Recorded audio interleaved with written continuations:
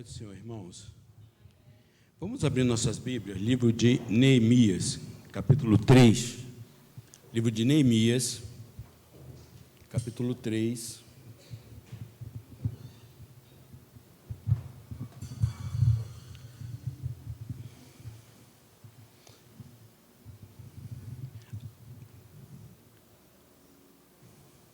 Versos 28 até o verso 31.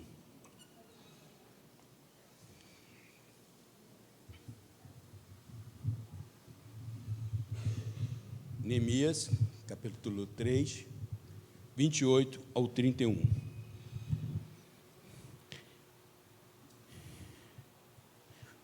Diz assim: para cima da porta dos cavalos, repararam os sacerdotes, cada um de frente da sua casa. Depois,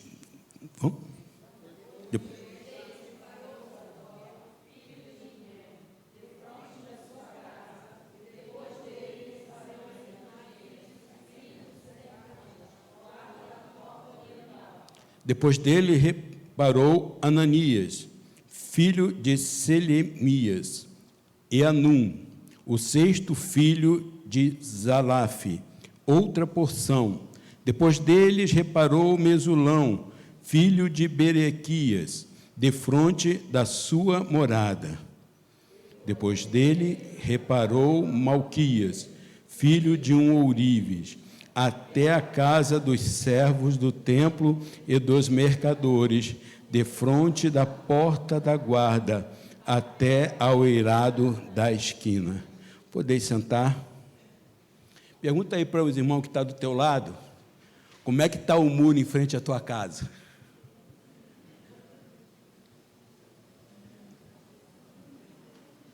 Como é que está o muro em frente à tua casa? Você está orando, pedindo a Deus para Deus vir reparar o muro? Vou falar uma coisa para você, Deus não vai vir reparar o muro, não.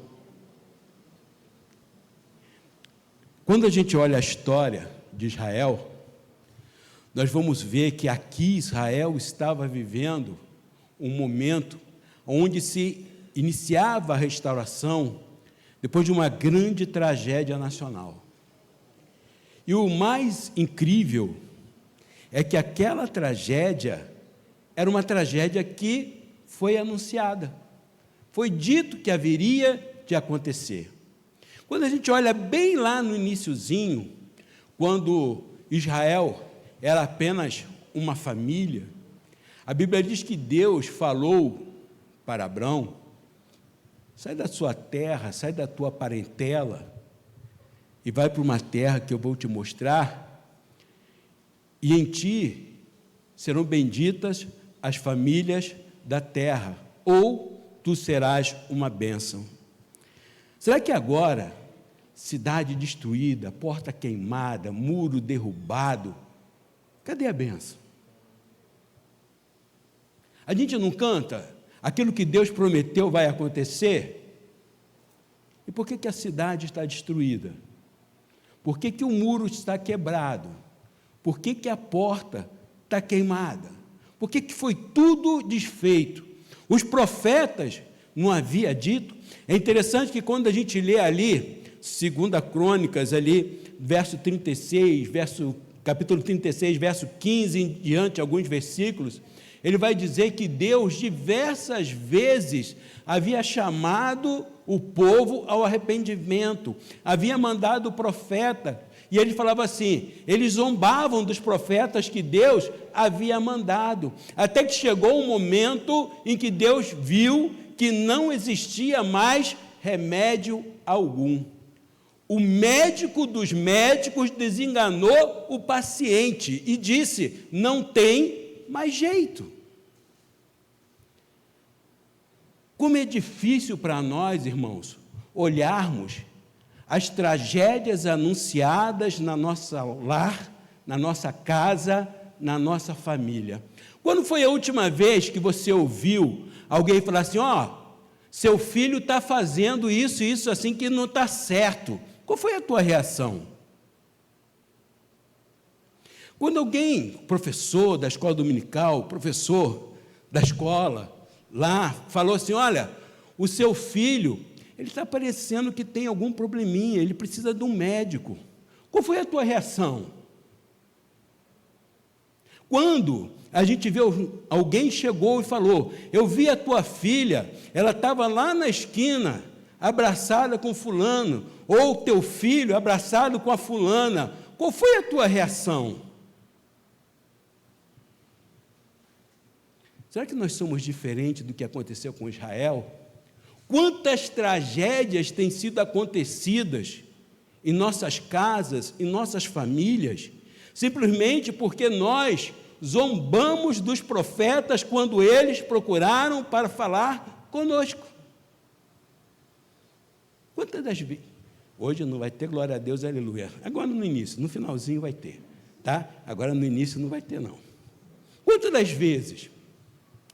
das vezes nós temos visto famílias que estão destruídas, com problemas que poderiam muitas das vezes facilmente ter sido evitados?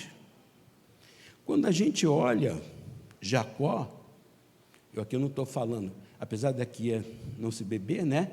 Eu não estou falando sobre isso, mas Jacó, ele bebeu tanto,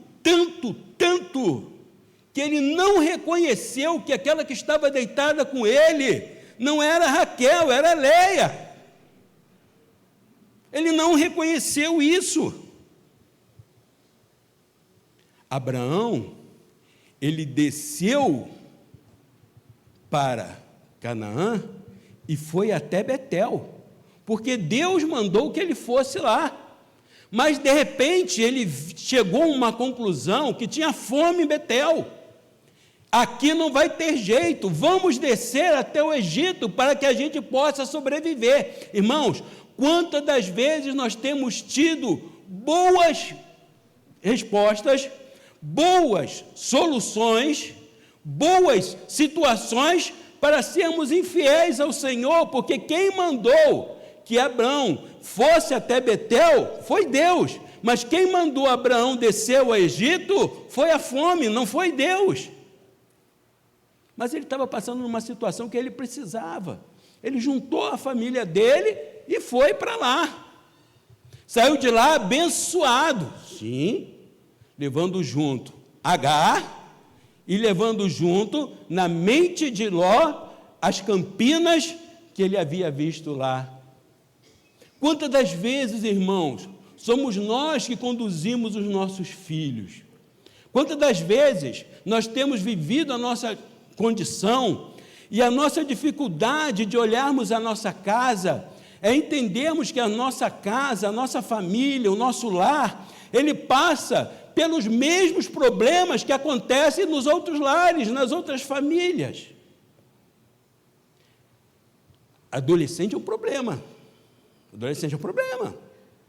Porque o pai fala assim: não, meu filho não vai sozinho para a igreja.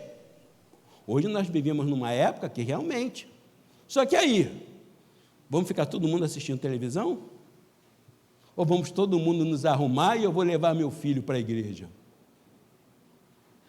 Outro dia, né, eu estava falando com a irmã Cláudia falou assim: não, mas hoje em dia está tudo difícil. Irmãos, eu vou dizer uma coisa: sempre foi difícil. Servir a Deus nunca foi fácil. Principalmente numa época que a Assembleia de Deus não tinha engenheiros, não tinha médicos, não tinha advogado. Quem eram os membros da Assembleia de Deus eram aqueles que precisavam primeiro bater o cartão de ponto, depois eles precisavam ir para casa, tomar seu banho, botar a sua roupinha, porque naquela época não podia vir de calça jeans para a igreja não, né? Tinha que botar o terno, tinha que se arrumar direitinho, botava a melhor roupa. E às vezes, mas ele não teve tempo de descansar, igual a gente, mas ele vinha com a família para a casa do Senhor. Meu pai, ele era uma bênção, meu pai sempre foi uma bênção nesse ponto. Quantas das vezes ele falava, pastor Alexandre nem sempre foi pastor Alexandre, hoje somos santificados porque Jesus Cristo mudou o nosso viver também, né? Todos nós passamos por isso. Mas teve uma época que pastor Alexandre também era do time da traquinagem. E às vezes meu pai falava assim: está de castigo. Está de castigo. Não vai brincar na rua, não vai sair, não tem passeio, não tem nada. Dentro de casa.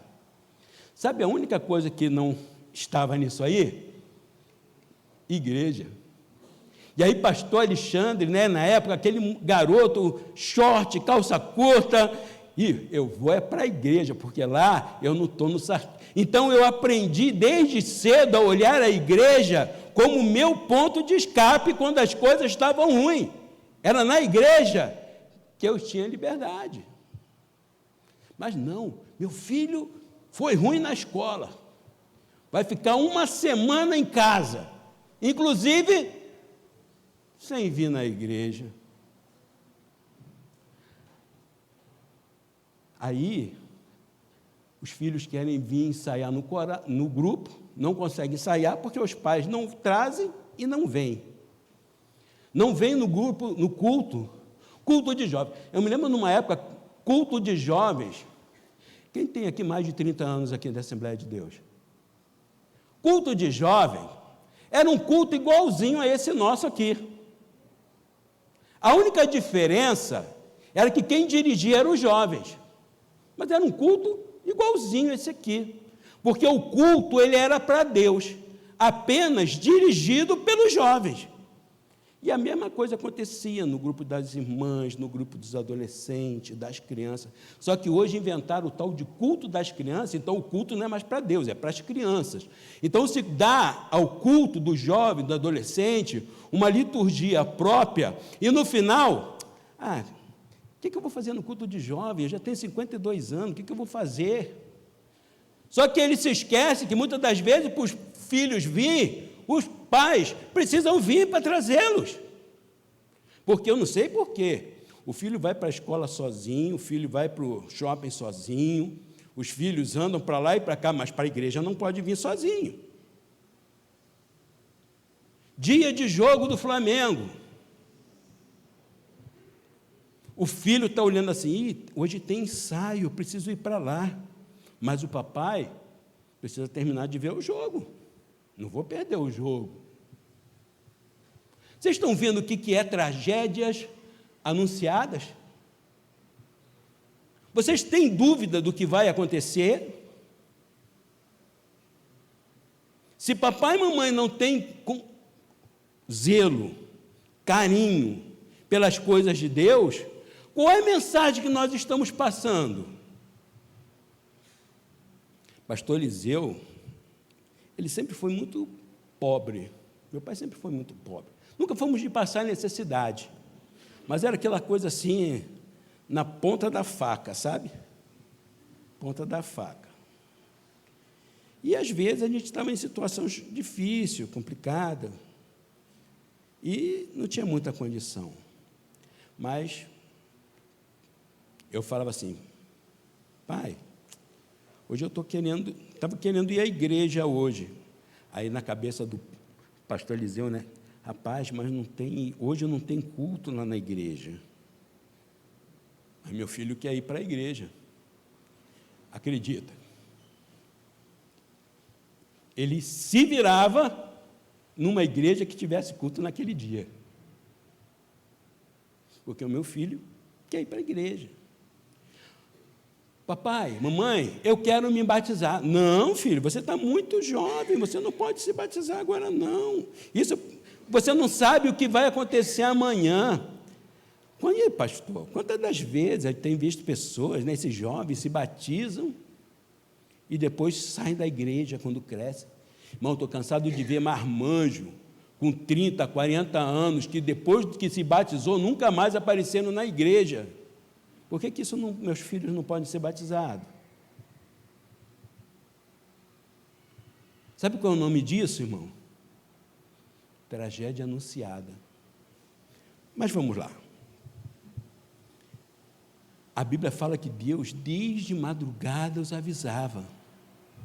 Desde madrugada significa o seguinte: quando Israel estava saindo do Egito, Deus já falou com Israel: isso vai acontecer. E ele mandou o profeta. E o dia foi passando.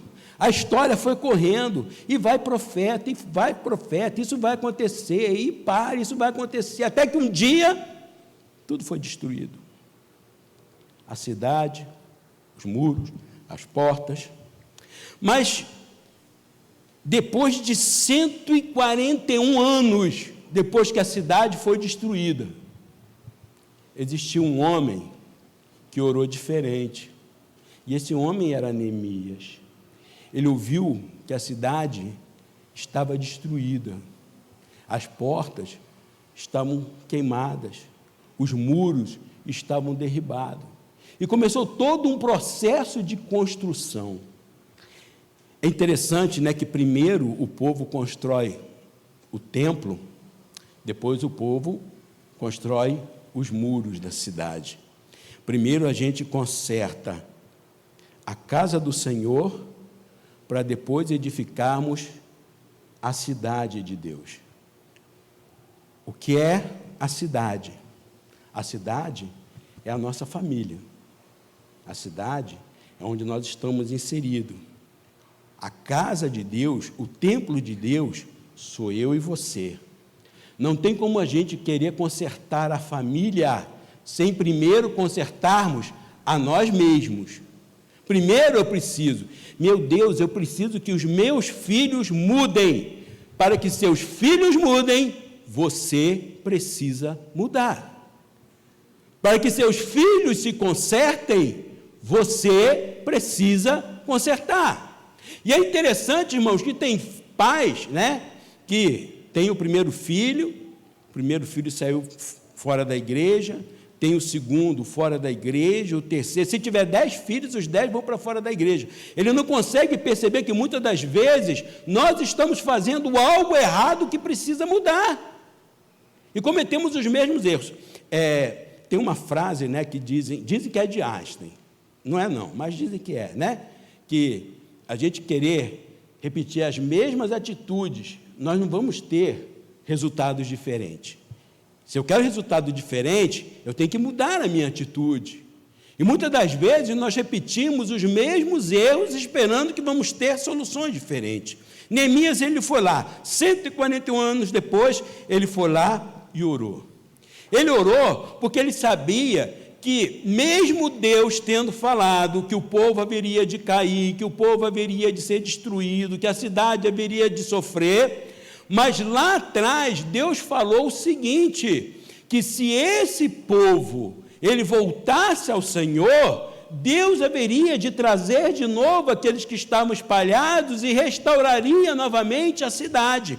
E é interessante que Neemias, quando ele ora ao Senhor e falando, Senhor, eu e os meus pais somos culpados disso aqui. Aí alguém fala assim, meu Deus, por que Neemias diz que ele era culpado? A cidade foi destruída 141 anos antes. Por que ele era culpado? Muitas das vezes, irmãos, nós não somos culpados diretamente por aquilo que levou à destruição, mas nós somos culpados por nos acostumarmos àquela situação de destruição e esperarmos 141 anos para tomarmos a atitude de reconstruir a nossa casa, a nossa família, o nosso lar. Levamos 141 anos para despertarmos e falarmos, não, precisamos fazer alguma coisa. E é interessante que Neemias, ele foi lá, ele orou ao Senhor, e ele não tentou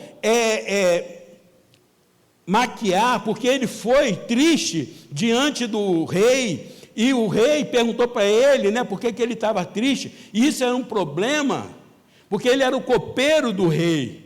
Ele triste significava o seguinte, será que ele está sabendo de alguma coisa que tem aqui nisso aqui que eu estou tomando? E ele fala, não fica preocupado com isso não, rei, não é por isso que eu estou preocupado não, estou preocupado pela situação que está a minha cidade, que está o local onde a minha geração, onde a nossa geração nasceu, eu estou triste por aquilo. E é interessante, irmãos, que Neemias, ele ora pedindo que Deus, né, ali, Neemias 1, verso 11, que Deus toque no coração do rei, e da mesma hora, a Bíblia vai dizer que o rei foi movido de compaixão e virou para ele e falou assim: o que você quer? Ele falou assim: não, deixa que agora eu vá para lá e eu edificarei. Irmãos, não vamos nós apenas ficar orando, tenhamos nós disposição para falar: eu vou e vou reedificar a minha casa, eu vou reedificar o meu lar, eu vou reconstruir aquilo que está destruído, eu vou reconstruir aquilo que está desfeito, porque somos nós, irmãos, que precisamos. Não adianta, na hora da oração, como muitas igrejas, né? Levanta a mão lá para a tua casa, vamos orar, vamos pedir bênção, que se você não for lá e não reedificar a tua casa, nada vai acontecer, porque somos nós que precisamos reedificar a nossa casa, nós precisamos reedificar os nossos lares. Ele diz lá, né, Neemias 2,17, então lhe disse: estás vendo a miséria em que estamos, Jerusalém assolada e as portas queimadas. Vinde, pois, reedifiquemos os muros de Jerusalém e deixemos de ser um opróbrio. Eles queriam deixar de ser um opróbrio. Opróbrio era a vergonha. Ele não queria ser aqueles que eram apontados como problema, os coitadinhos da região. Mas para que isso mudasse, eles precisavam reedificar a casa. Vamos orar, vamos pedir. Deus, Ele vai nos ajudar, Deus vai abençoar, mas nós precisamos. Verso 20. Então lhes respondi: o Deus do céu é quem nos dará bom êxito. Sim, quem dá bom êxito é Deus. Nós, seus servos, nos disporemos e reedificaremos.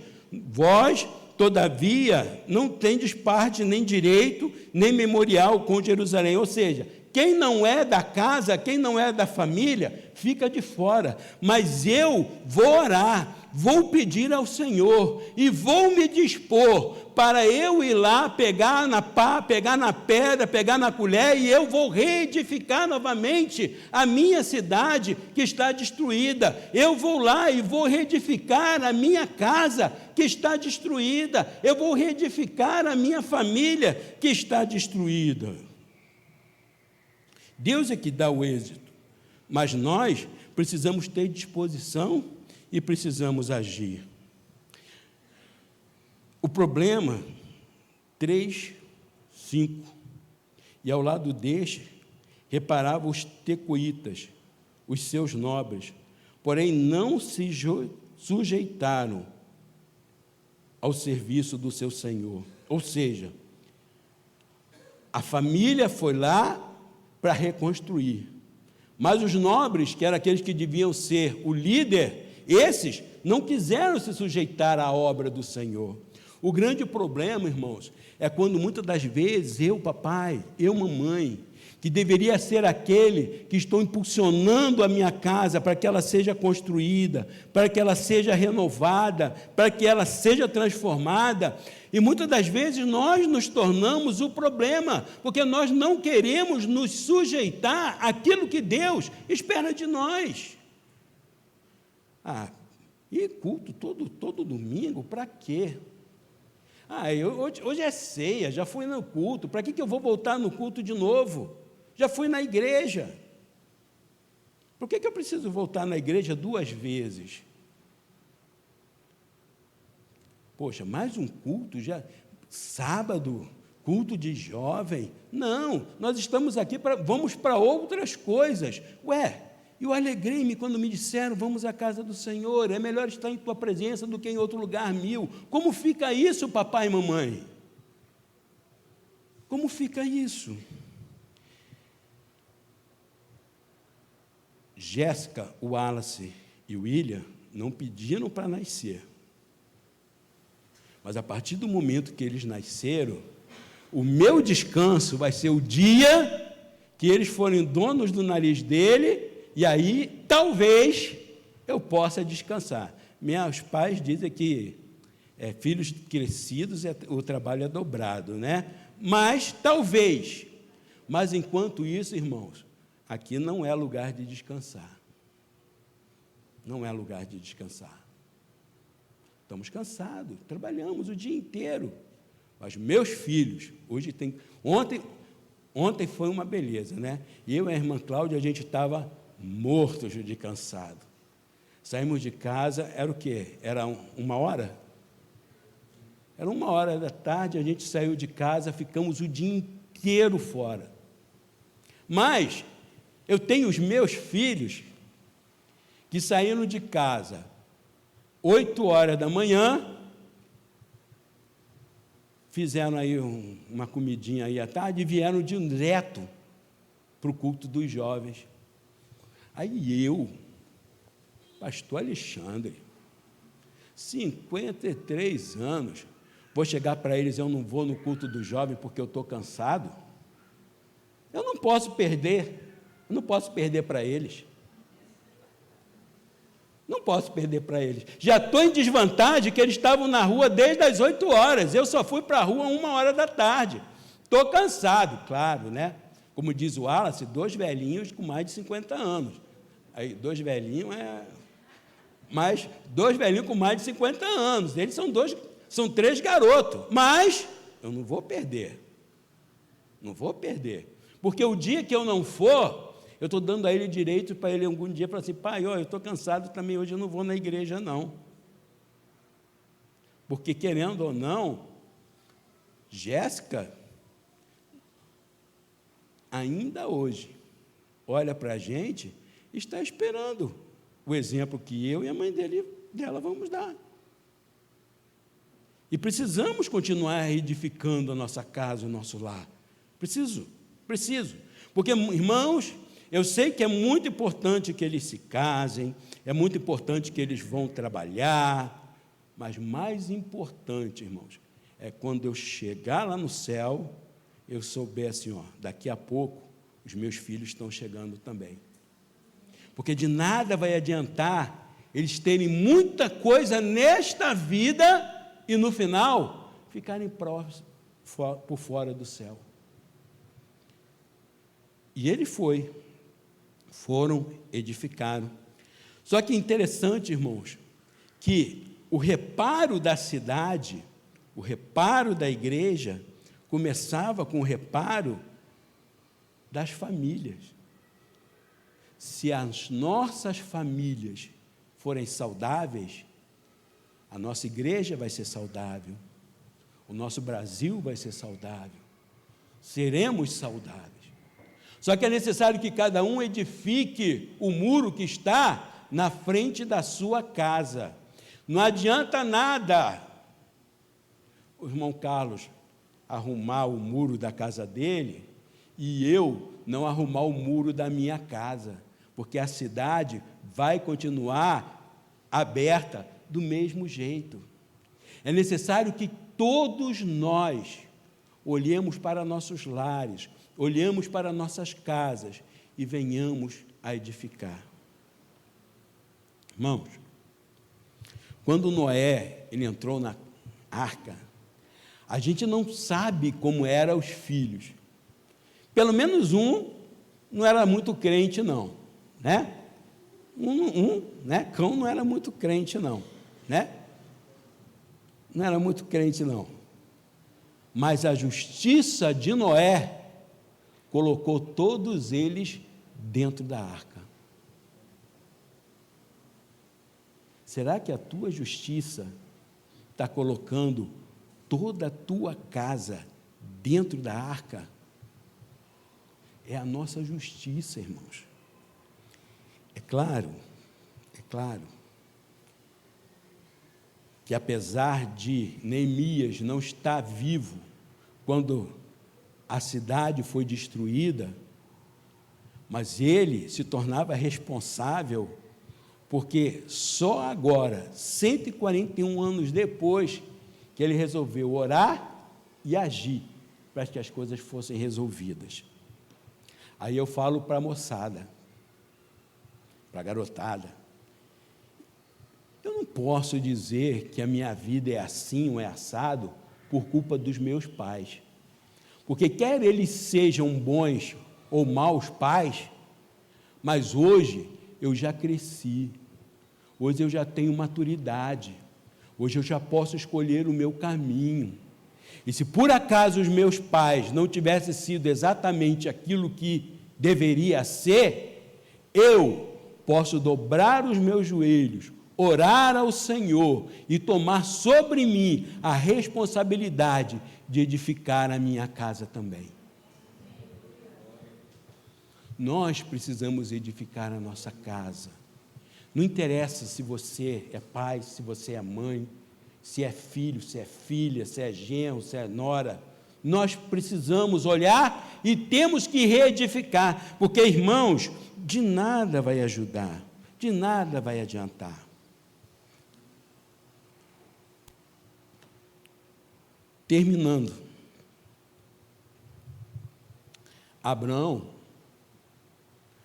ele não tinha casa no sentido de prédio. O que ele tinha era tendas. Mas ele cuidava sempre de duas coisas: água para sustento material e altar para sustento espiritual.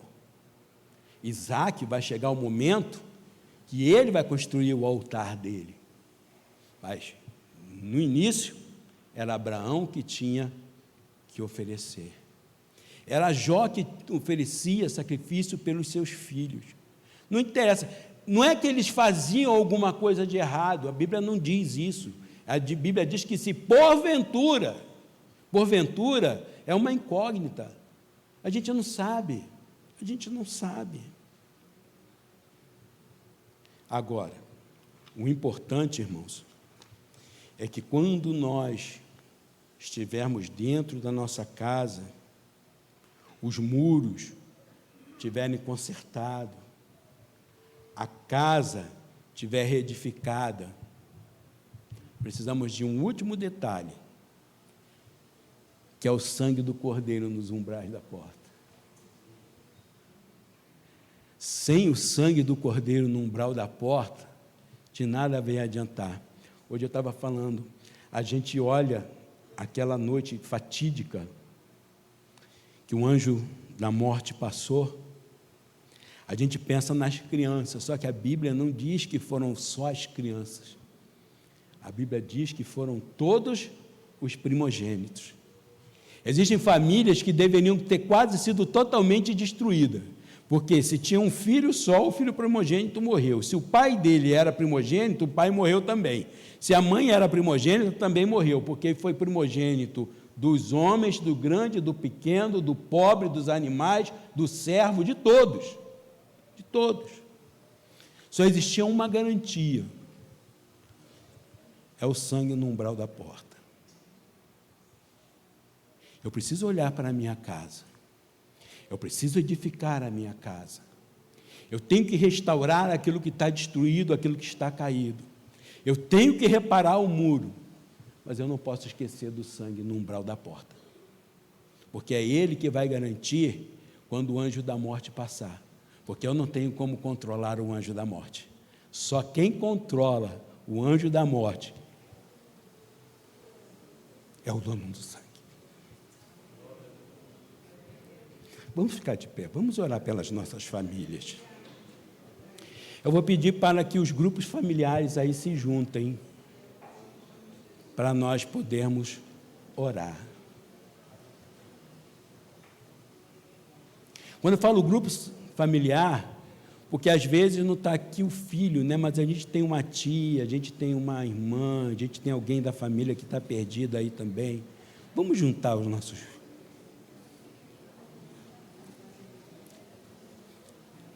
Quero que vocês se abracem, quero que vocês se aproximem.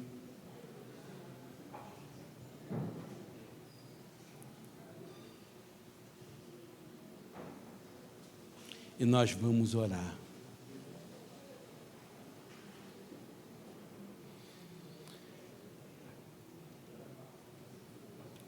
Amado Deus, Pai de nosso Senhor e Salvador Jesus Cristo, Senhor, estamos na Tua presença, Senhor, apresentando todas as famílias, Senhor, que aqui estão representadas nesta noite. Senhor, Tu conheces, Senhor, a realidade de cada lar, Tu conheces, Senhor, a realidade de cada família.